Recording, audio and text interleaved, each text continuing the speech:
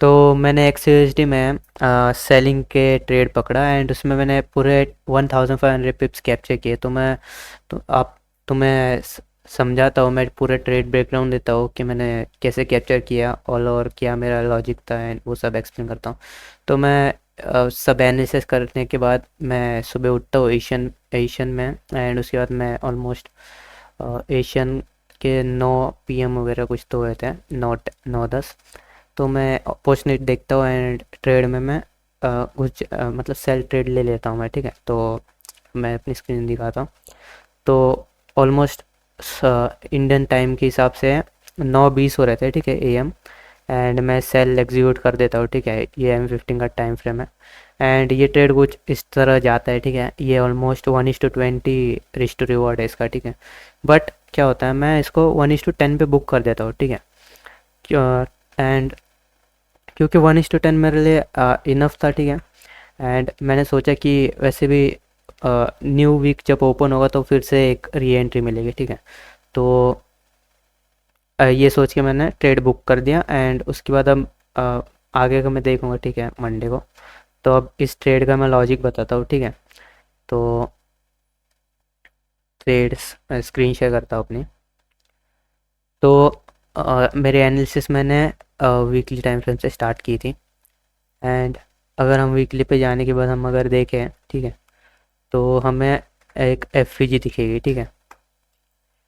तो मैं इसे मार्क कर लिया था, ठीक है। बहुत छोटी सी एफवीजी, ठीक है। एंड मैं इसको अब या थोड़ा एक्सटेंड कर लेता हूँ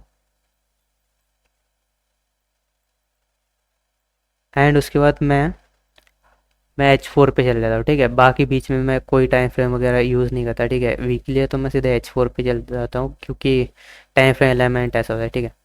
एंड ये जो एफवीजी होती है, ठीक है, वो इसी दिन टैप हो चुकी होती है, ठीक है।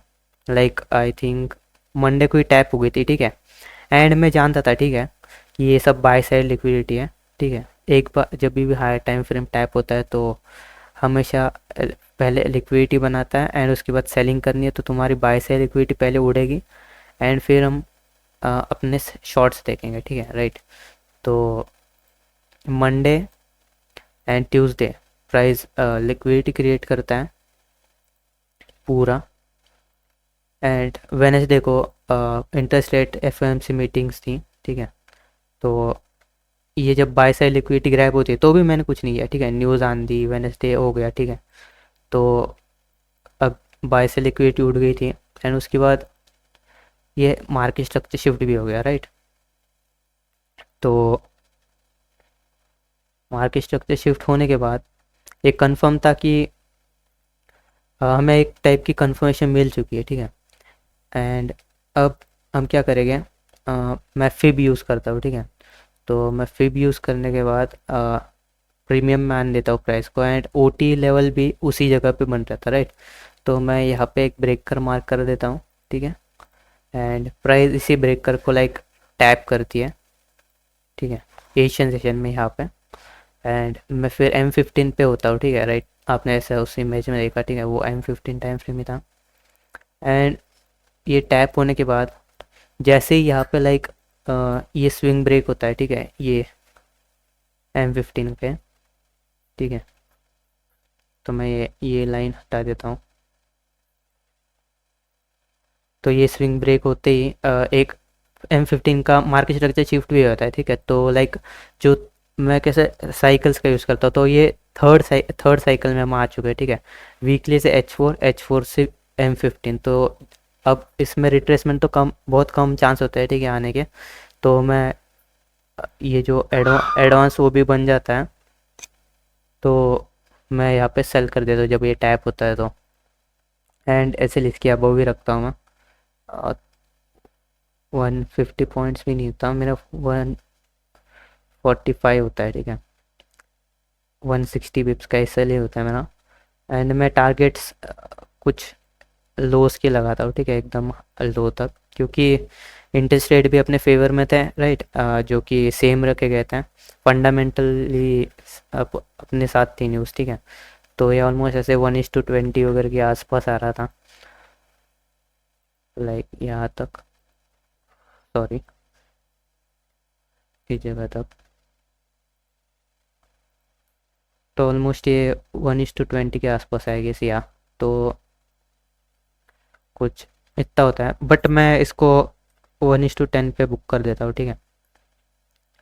क्यों करता हूँ, क्योंकि लाइक इस समय कौन सा डे था, थर्सडे ही था, मैं यहाँ पे बुक कर देता हूँ। एंड फ्राइडे में जानता था कि लाइक मंडे को एंड ट्यूसडे को एक्यूमुलेशन हुआ है पूरा, ठीक है। ये जो है पूरा मंडे ट्यूसडे है, यहाँ पे एक्यूमुलेशन होता है। एंड